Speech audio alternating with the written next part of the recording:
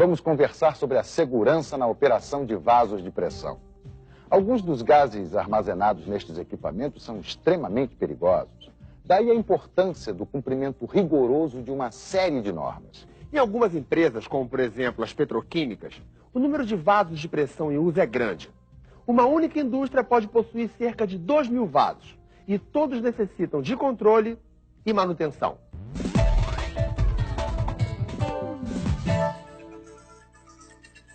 Vasos de pressão são reservatórios cilíndricos construídos em aço, destinados a armazenar fluidos sob pressão. Estes equipamentos geralmente funcionam a temperatura ambiente. Podem ter grande volume e baixa pressão, ou pelo contrário, serem pequenos sob alta pressão. Alguns profissionais lidam com equipamentos que exigem respeito e atenção. Vamos ver de perto? Qual o seu nome, companheiro? Michel. Michel, qual a sua função aqui na indústria? Eu sou técnico de operação. Você conhece os vasos de pressão aqui da indústria? Sim, conheço eles. Eles nos foram apresentados através do curso de formação de operadores e também depois de estágio supervisionado na própria área. Eles servem para quê, Michel? Eles servem para armazenar fluidos sob pressão, ou externa ou interna. Michel, quais são os riscos referentes a esses vasos? Cada vaso possui seu risco próprio estabelecido, segundo a NR13. E o risco varia de 1, maior risco, categoria 5, menor. E como evitar esses acidentes, evitar esses riscos? Eles são evitados através do procedimento correto, atualização dos procedimentos, trabalhar dentro das condições de projeto e sempre estar revisando os procedimentos operacionais. Que tipo de treinamento o profissional tem que ter para trabalhar com esses vasos de pressão? Além da formação do curso de operador inicialmente, fornecido pela própria empresa, também tem que ter o curso de atualização da NR13, que foi a partir de 1995. E não é só em grandes indústrias e fábricas que os vasos de pressão são fundamentais. Em nosso dia a dia, passamos por vários deles e não sabemos. Desde a hora de encher o pneu do carro até quando estamos sentados na cadeira do dentista. O compressor gera o ar comprimido e ele é a alma do consultório. É o ar comprimido que faz funcionar as peças do equipamento. A turbina de alta rotação é o tratamento. E o motor de baixa rotação também. Os vasos de pressão devem dispor de instrumentos obrigatórios para a prevenção de explosões. Os dois instrumentos mais importantes nesse sentido são o manômetro e a válvula de segurança. O manômetro mostra em que valor está a pressão interna do vaso, o que permite ao operador fazer os ajustes necessários para que nunca seja ultrapassada a PMTA, pressão máxima de trabalho admissível. Quando a pressão ultrapassa esse limite, antes que seja comprometida a resistência do material, a válvula de segurança deve abrir, liberando o fluido para a atmosfera e, consequentemente, aliviando a pressão do vaso. Agora vamos saber os efeitos em casos de acidentes de algumas das substâncias normalmente armazenadas nos vasos. No que se refere aos vasos de pressão, devem ser considerados fundamentalmente os riscos de explosão e de vazamentos. Tudo depende da sua fabricação, instalação, operação, manutenção e inspeção, pois os efeitos das substâncias armazenadas são perigosos. Vazamentos de amônia geram problemas respiratórios e podem levar à morte. Mais severo do que a amônia é o H2S, gás sulfídrico, letal quando inalado, mesmo em baixas concentrações. Vazamentos de ar comprimido podem não ser perigosos, mas a explosão de um reservatório de ar comprimido pode causar tragédias.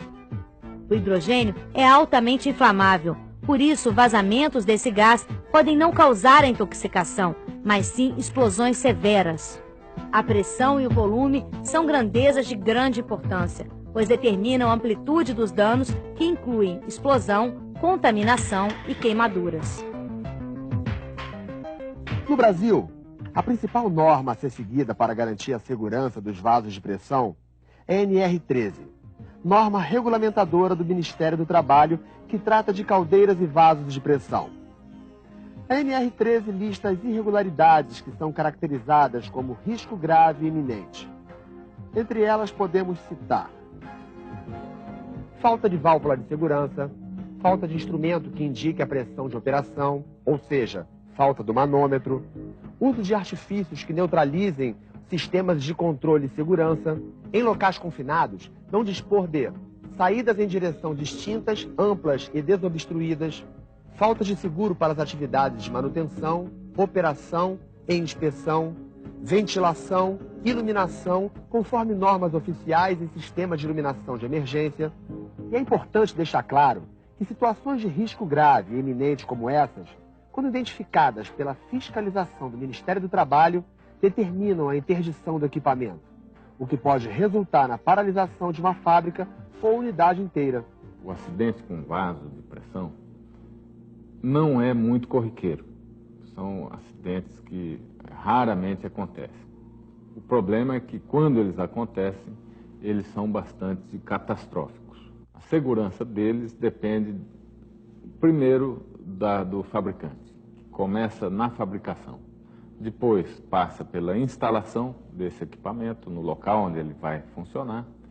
Depois, os cuidados de operação, a instrumentação adequada, válvulas de segurança, manômetro para indicar a pressão do equipamento. E depois, manutenção. A manutenção é importante que seja feita por trabalhador competente da área de mecânica de manutenção, etc. E ainda, periodicamente, passa por inspeção feita por engenheiro. Então, a caldeira, o vaso de pressão tem que ser desligado, tem que ser aberto, e o engenheiro vai fazer a inspeção tanto da parte exterior como da parte interna do equipamento para saber se ele ainda está em condições de operar e por quanto tempo. Conseguimos deixar escrito, deixar consolidado nessa norma diversos aspectos que dizem respeito aos trabalhadores e que é uma tarefa nossa estar o tempo inteiro na fábrica buscando melhores condições de saúde, segurança e meio ambiente. Não só para nós, como para a própria sociedade, para a comunidade como um todo. E é por isso, então, que a gente listou alguns itens nessa norma, aumentando, inclusive, as condições de risco grave e iminente. Interessante também notar que existe agora uma classificação desses vasos. Porque antigamente era todo mundo tratado igual, seja um vaso com ar comprimido, com uma pressão baixa, ou um vaso com um gás extremamente letal, um H2S, por exemplo, um ar sulfídrico, ou um gás com uma pressão elevada, hidrogênio a pressão elevada. Os três casos eram tratados de forma igual. Hoje não. A partir de 94 com a norma, 95 com a norma, existe uma diferenciação de que a gente chama de criticidade, ou seja, tem vasos que são mais críticos do que outros e, portanto, tem que ser mais observados, tem que ser feitas inspeções com menor espaço de tempo. As inspeções são mais apuradas do que as outras inspeções. E eu diria que o item que mais contribuiu para diferenciar a NR13 dos outros regulamentos existentes em outros países foi a grande consulta que nós fizemos ao público. A NR13 atual, ela incorpora aspectos de projeto dos equipamentos, aspectos de instalação, como posicionar os equipamentos nas plantas, né? Aspectos relativos à operação, né? Quem vai operar a caldeira, o vaso de pressão, qual é o grau de instrução, qual o treinamento que tem que ter. Né? Ela incorpora aspectos de manutenção, se você vai fazer um reparo, né? Como é que você vai fazer esse reparo para ele ficar bem feito e não acabar prejudicando a segurança concebida no projeto. E também, é lógico, incorpora aspectos relativos à inspeção, à retirada do equipamento de operação para fazer a inspeção de equipamentos. Então, esse foi um ponto que a NR13 evoluiu bastante. Todas as pessoas que lidam com vasos de pressão devem considerar seus riscos e ter cuidados redobrados. Assim, a segurança e a saúde dos trabalhadores poderão ser garantidas.